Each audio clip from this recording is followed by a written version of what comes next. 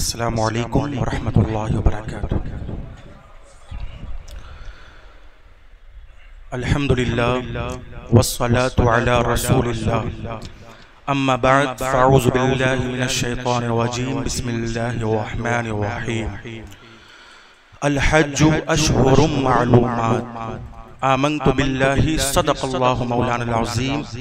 दुरूद शरीफ का विर्द कर लें, पढ़े अल्लाहुम्मा सल्ली अला सय्यिदना व मौलाना मुहम्मद व अला आलि मुहम्मद कमा तुहिब्बु व तर्दा बिनुसल्ली अलैहि सलातुन व सलामुन अलैका या रसूलल्लाह सल्लल्लाहु तआला अलैहि वसल्लम। बिरादरान इस्लाम, मैंने खुतबा मस्तूना के बाद दूसरा पारा सूरतुल बकरा की आया करीमा की तिलावत का शरफ हासिल किया है। अल्लाह रब्बुल इज़्ज़त इरशाद फरमाता है, अल हज्जु अशहुरुम मालूमात, हज के महीने मुकर्रर हैं। एक शव्वाल से लेकर 10 ज़िलहिज तक के जो अय्याम हैं, जो महीने हैं, ये महीने हज के हैं। तकरीबन 2.5 महीना,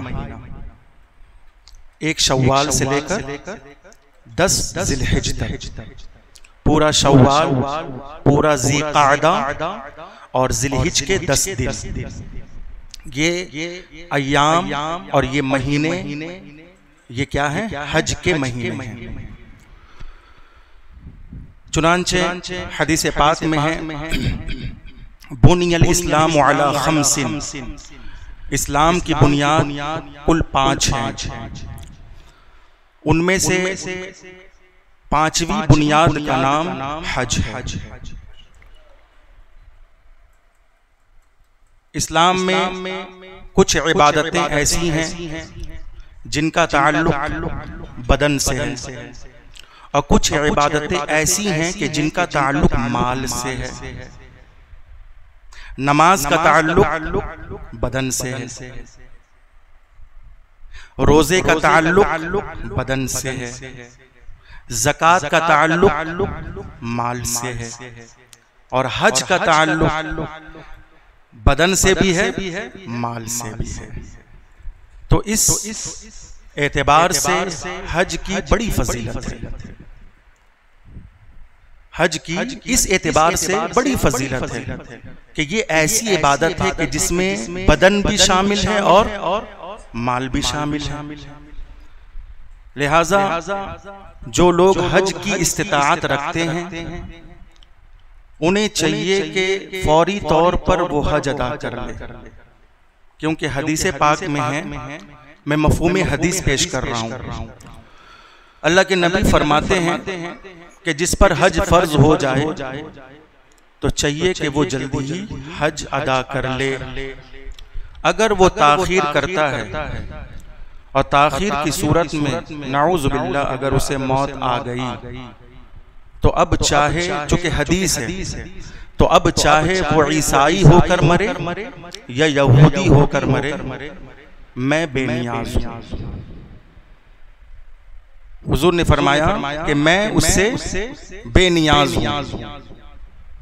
मुसलमान जिस पर हज फर्ज हो जाए और फिर वो ताखीर करता रहे, आज नहीं, इन साल नहीं, अगले साल नहीं, इसी तरह वो इरादा बनाता जाए और फिर अचानक से, चुके जिंदगी और मौत का कोई ठीक नहीं है ना, अचानक से उसे मौत आ जाए और फिर वो मर जाए, तो हदीस में है, बड़ी सख्त वईद है कि फिर वो चाहे ईसाई होकर मरे या फिर यहूदी होकर मरे। मैं रसूलुल्लाह सल्लल्लाहु अलैहि वसल्लम ऐसे शख्स से बेनियाज हूं। चुनांचे हज के कई फजाइल और मसाइल हैं। हदीस पाक में है कि जो बंदा अल्लाह की रजा के लिए हज करता है और उसका माले हलाल हो और उसकी ज़ादे राह भी हलाल हो, और उसका इहराम भी हलाल हो और उसकी सवारी भी हलाल हो, और फिर वो हज पर जाए और जब लब्बैक कहे, तलबिया पढ़े और कहे लब्बैक अल्लाहुम्मा लब्बैक ला शरीका लक लब्बैक इन्नल हम्दा वन निअमता लक वल मुल्क ला शरीका लक, तो बाज़ाब्ता अल्लाह पाक एक फरिश्ते को मुकर्रर कर देता है। वो घर से जब तलबिया पढ़कर निकलता है, माल हलाल होना चाहिए, ज़ादे राह भी हलाल हो, उसका लिबास भी हलाल हो, उसकी सवारी भी हलाल हो। तो फिर जब वो तलबिया पढ़ता है और जब कहता है लब्बैक अल्लाहुम्मा लब्बैक लब्बैक ला शरीका लक लब्बैक, तो एक फरिश्ता कहता है जवाब में लब्बैक लब्बैक लब्बैक, ए बंदे तेरी हाजिरी कबूल है, सुभान अल्लाह, तेरा माल कबूल है, तेरी सवारी कबूल है, तेरा इहराम कबूल है, तेरा तलबिया पढ़ना कबूल है, तेरा हज कबूल है। और जब कोई बंदा माले हराम के जरिए हज की तैयारी करे, पूरी जिंदगी माले हराम कमाया और उस माले हराम के जरिए वो हज की तैयारी करे, तो जाहिर सी बात है उसकी सवारी भी हराम, उसका लिबास भी हराम, उसकी ज़ादे राह भी हराम, और फिर वो वहां तक पहुंच कर जाए और थका हारा जब खाने काबा को देखे और कहे लब्बैक अल्लाहुम्मा लब्बैक, तो एक फरिश्ता अल्लाह मुकर्रर कर देता है। वो फरिश्ता कहता है ला लब्बैक ला लब्बैक ला लब्बैक, तू क्यों आया? तेरी हाजिरी कबूल नहीं है, तू क्यों आया? तेरा हज कबूल नहीं है। तो गोया के इस हदीस से हमें इस बात की तालीम मिलती है कि इंसान कोई भी इबादत करे, जरूरी है कि पहले वो रिज़्क़ हलाल और कसबे माश और वो अपने हाथों की कमाई खाने का पहले इरादा कर ले, उसके बाद फिर वो कोई भी इबादत करेगा तो इबादत में लज्जत भी आएगी, इबादत में मज़ा भी आएगा और इबादत अल्लाह की बारगाह में मकबूल भी होगी, सुभान अल्लाह। तो इंसान की देखिए इबादत का दारो मदार रिज़्क़ हलाल है। देखिए मैं बड़ी बात बता के जा रहा हूँ, इस पे तवज्जो दीजिएगा। ये बैठकर ये जो है गदागिरी और ये गुलामी और ये हाथ फैलाना, 2 रुपए वहां मिल जाए, 200 वहां मिल जाए, 400 वहां मिल जाए, ये तमाम चीजें जो हैं इंसान को गुलाम बना देती हैं। और जब इंसान नौकरी करता है, जॉब करता है या फिर बिजनेस करता है, तो ये तमाम चीजें जो जिसके जरिए रिज़्क़ हलाल आता है ना, हलाल रोजी आती है, तो इस हलाल रोजी में बरकत ये है, इस रिज़्क़ हलाल में बरकत ये है कि इबादत में तो लज्जत मिलती है, इबादत में मजा तो मिलता ही है, मगर जिंदगी में भी मजा मिल जाता है। इसलिए मेरे नौजवानों, मैं फिर आपसे गुजारिश करूंगा कि बैठकर जिंदगी ना गुजारें, आप खटें, आप 2 पैसे के लिए कम से कम, चलिए बिजनेस नहीं कर पाते, बिजनेस का तरीका नहीं मालूम है आपको, तो कम से कम नौकरी करें, लेकिन आप बैठे ना, क्योंकि बैठा भिखारी इंसान जो होता है ना, वो समझ लीजिए शैतान का भाई होता है। जो इंसान फ्री होता है, फ्री, अब फ्री इंसान क्या करेगा? फ्री इंसान क्या करेगा? फितना ही तो करेगा। जो इंसान फ्री रहेगा वो क्या करेगा? उंगली तो करेगा। जो इंसान फ्री बैठा रहेगा वो क्या करेगा? अड्डा ही तो करेगा। जो इंसान फ्री बैठा रहेगा वो क्या करेगा? हाथ फैलाएगा ना। जो इंसान फ्री बैठा रहेगा वो क्या करेगा? चंदाई करेगा, धंधाई करेगा। जो इंसान फ्री बैठा रहेगा वो क्या करेगा? इसीलिए अल्लाह के वास्ते मेरे प्यारे, मेरी बात जरा आपको बुरी मालूम होती होगी, मगर कसम खुदा की आप ठीक है नाराज हो जाएं, मगर अल्लाह उसका रसूल आपसे नाराज ना। मैं पक्की बात बता रहा हूँ, आप कुछ नहीं भाई, 4 घंटे की नौकरी कीजिए, ऐसी नौकरी तलाश कीजिए ना कि 4 घंटे नौकरी हो और फिर आप जितने घंटे चाहे मजे ले लें, लेकिन कम से कम 4 घंटे की नौकरी तलाश करें, 8 घंटे की नौकरी तलाश करें।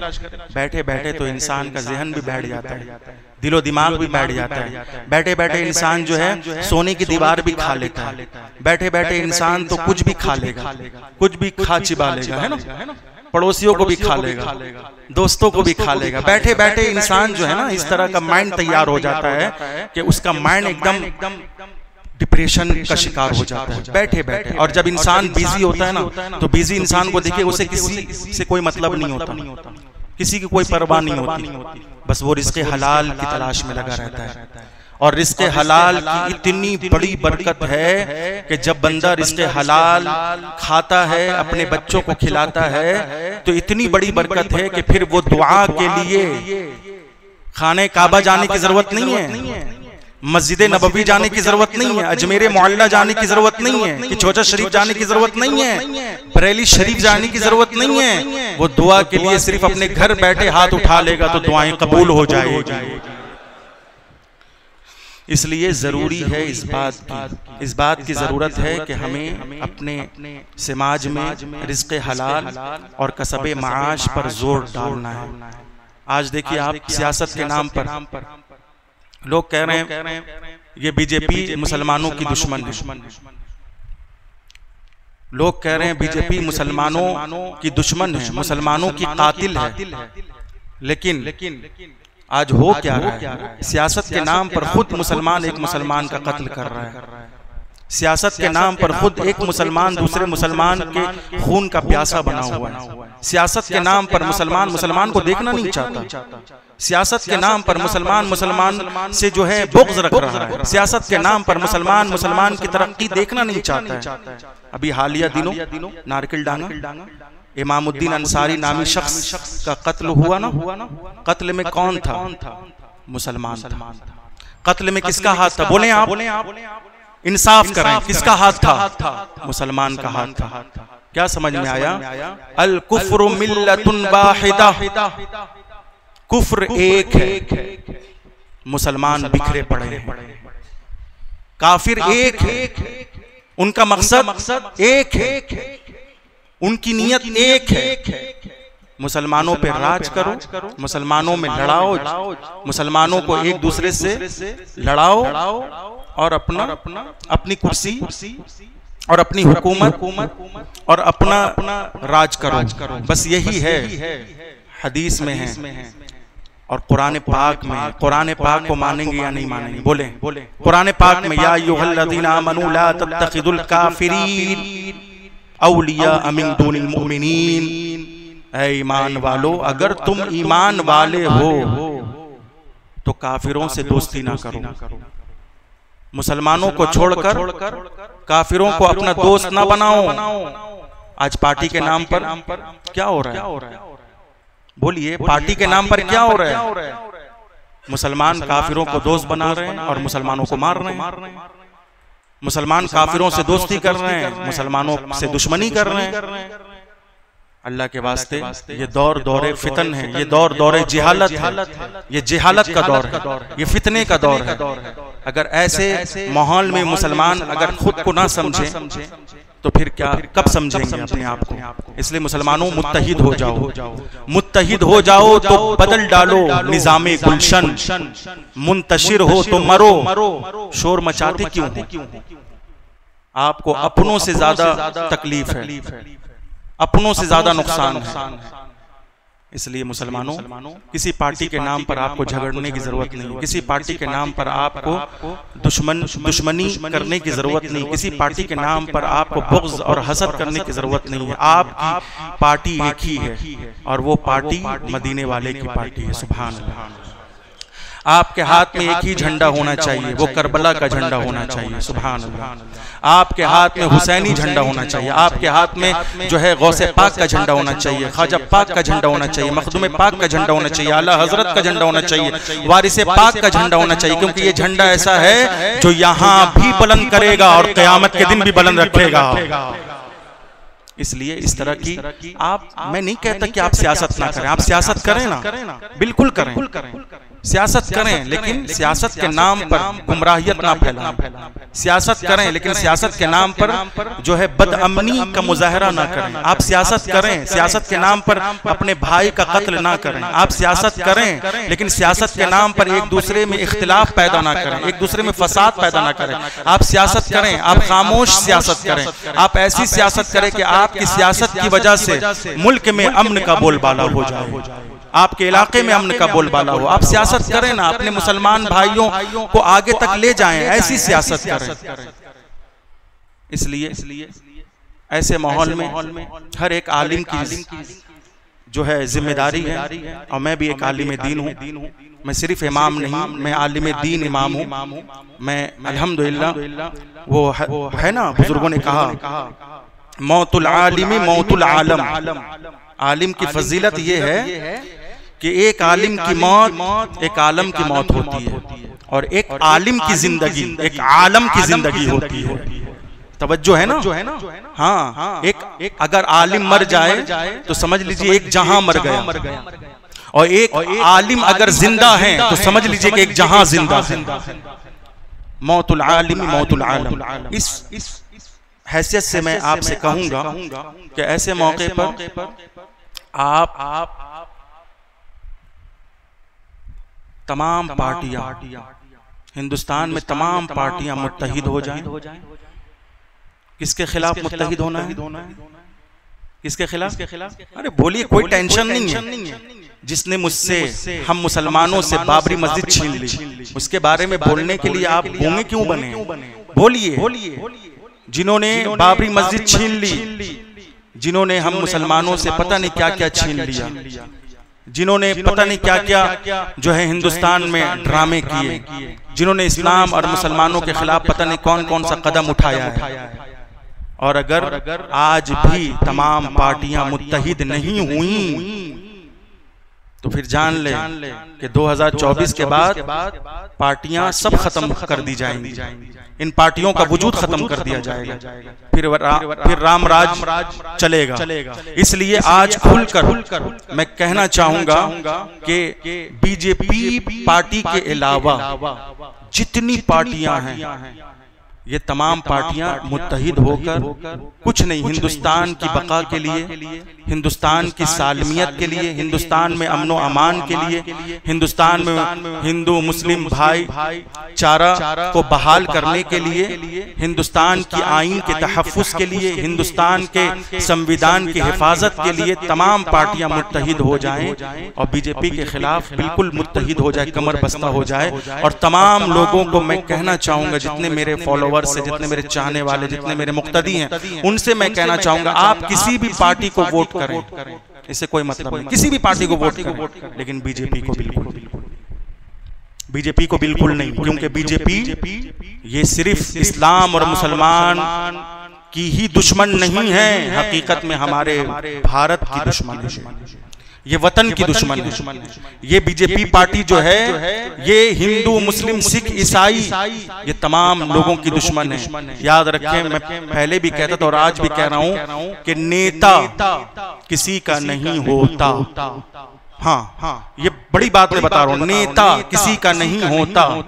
आज हमारे हिंदू भाई, सिख भाई, ईसाई भाई अगर ये सोचें कि बीजेपी को अगर वोट करेंगे तो हो सकता है बीजेपी हमारे हक में बेहतर साबित हो, तो ये गलत ख्याल है। मैं अपने हिंदू भाइयों से भी कहूंगा, मैं अपने सिख भाइयों से भी कहूंगा, मैं अपने ईसाई भाइयों से भी, मैं सिर्फ मुस्लिम भाइयों से नहीं, मैं तमाम हिंदुस्तान में रहने वाले देशवासियों से कहूंगा कि याद रखें, नेता किसी का नहीं होता। हाँ, ये कल जब इन्हें फिर कल कुर्सी मिल जाएगी, जब हुकूमत पर बैठ जाएंगे, तो फिर ये जिस तरह मुसलमानों को नहीं छोड़े ना, इसी तरह आपको भी नहीं छोड़ेंगे। हिंदू भाई भी नहीं बख्शे जाएंगे, सिख भाई भी नहीं बख्शे जाएंगे, ईसाई भी नहीं बख्शे जाएंगे, क्योंकि जिनकी नजर में माँ बाप की कदर ना हो, जिनकी नजर में अपने वतन की कदर ना हो, जिनके नजर में आइन की कदर ना हो, उनकी नजर में आपकी कदर कहां से हो? इसलिए आज अगर मुस्लिम की पारी है तो कल आपकी भी पारी आएगी। इसलिए मैं तमाम हिंदुस्तान में रहने वाले भाइयों से कहूँगा कि सियासत के नाम पर नफरत को पनपने ना दें, सियासत के नाम पर नफरत को बिल्कुल पनपने ना दें। आपस में मुत्तहिद होकर आप किसी भी पार्टी को वोट करें, किसी भी पार्टी को वोट डालें, लेकिन बीजेपी को बिल्कुल ना डालें। ये बिल्कुल मैं कह रहा हूँ, इसलिए कि बीजेपी जो है ये मैं इसलिए नहीं कह रहा हूँ कि ये इस्लाम और मुसलमानों के मुखालिफ है, बल्कि इसलिए कह रहा हूँ कि ये हमारे वतन को तोड़ने की साजिश में लगे हुए, संविधान को खत्म करने की साजिश में, आइन को खत्म करने की साजिश, जमहूरियत का खात्मा करने की साजिश में लगे हुए, ये जमहूरियत को खत्म करने के लिए। इसलिए तमाम लोग मुत्तहिद हो जाएं और हज की तैयारी करें। इसलिए कि मुसलमानों को क्या है, मुसलमान जिंदा हैं तो भी अल्लाह से डर रहे हैं, और मुसलमान अगर मर जाएंगे तब भी अल्लाह की पनाह में रहेंगे। सुभान अल्लाह। मुसलमानों को कुछ नहीं, कोई टेंशन नहीं होना चाहिए। बस मुसलमानों को चाहिए कि इस्लाम की 5 बुनियादों पर अमल करें, कलमा तौहीद और रिसालत पढ़ते रहें, ला इलाहा इल्लल्लाह मुहम्मदुर रसूलुल्लाह, ला इलाहा इल्लल्लाह मुहम्मदुर रसूलुल्लाह, कलमा तौहीद और रिसालत को पढ़ते रहें। मुसलमानों को चाहिए कि 5 नमाजें पंजगाना की पाबंदी करते रहें, है ना। मुसलमानों को चाहिए कि जब रमजान शरीफ आ जाए तो रोजा रखते रहें। मुसलमानों को चाहिए कि अगर वो मालिक निसाब है, अल्लाह ने उन्हें रिज़्क़े हलाल के जरिए मालदार बनाया है, रिज़्क़े हलाल के जरिए मालदार बनाया है, तो अल्लाह ही के लिए ज़कात दे। और मुसलमानों को चाहिए कि अगर अल्लाह ने उन्हें मालिक निसाब बनाया है तो खाने काबा का तवाफ करें, यानी हज पे जाए। बाकी मुसलमानों कुछ करना ही नहीं, कुछ नहीं, बस अल्लाह से डरता रहे। ये मुसलमान जब अल्लाह से डरता रहेगा तो अमानत में खयानत नहीं करेगा। ये मुसलमान जब अल्लाह से डरता रहेगा तो नमाज की पाबंदी जरूर करेगा। ये मुसलमान जब अल्लाह से डरता रहेगा तो बड़ों का अदब करेगा, छोटों पर शफकत करेगा, यतीमों का हक अदा करेगा, पड़ोसियों का हक अदा करेगा। इसलिए जरूरत इस बात की है कि मुसलमान कुछ ना करे, कुछ करने की जरूरत नहीं, बस अल्लाह से डरता रहे, अल्लाह से डरता रहे। तन्हाई में रहे तो अल्लाह से डरे कि कहीं हमसे कोई गुनाह ना हो जाए, भीड़ में रहे तो अल्लाह से डरे कि कहीं हमारा कोई जो है हमारी आंखों का कोई इशारा ना बन जाए। आज लोग इशारा भी बहुत करते हैं, भीड़ में भी रहते हैं। अगर माँ बाप बैठे हैं तो बच्चे माँ बाप की तरफ भी इशारा करते हैं, माँ बाप अगर बच्चे बैठे तो माँ बाप बच्चों की तरफ भी इशारा करके बातें बनाते हैं। तो भीड़ में रहें तब भी अल्लाह से डरें, और तन्हाई में रहें तब भी अल्लाह से डरें, क्योंकि अल्लाह का डर वो डर है कि जब बंदा एक से डरता है, यानी एक रहमान से डरता है, एक खालिक से डरता है, एक सत्तार से डरता है, एक कहार से डरता है, एक जब्बार से डरता है, तो फिर वो इतना निडर हो जाता है, इतना निडर हो जाता है कि जब बंदा एक से डरने लगता है तो फिर किसी से नहीं डरता है, और जब बंदा एक से नहीं डरता है तो हर एक से डरने लगता है। इसलिए मुसलमानों आइए सब मिलकर अहद करें कि हम अल्लाह से डरेंगे, हुजूर से बेपनाह मोहब्बत करेंगे, उनकी आल का हक अदा करेंगे, अहले बैत का हक अदा करेंगे, हुसैन इब्ने अली की मोहब्बत का हक अदा करेंगे। सिद्क़ दिल से पढ़े अस्तग़फिरुल्लाह रब्बी मिन कुल्लि ज़ंबिन अज़नबतुहु व अतूबु इलैहि ला इलाहा इल्लल्लाह मुहम्मदुर रसूलुल्लाह सल्लल्लाहु अलैहि वसल्लम।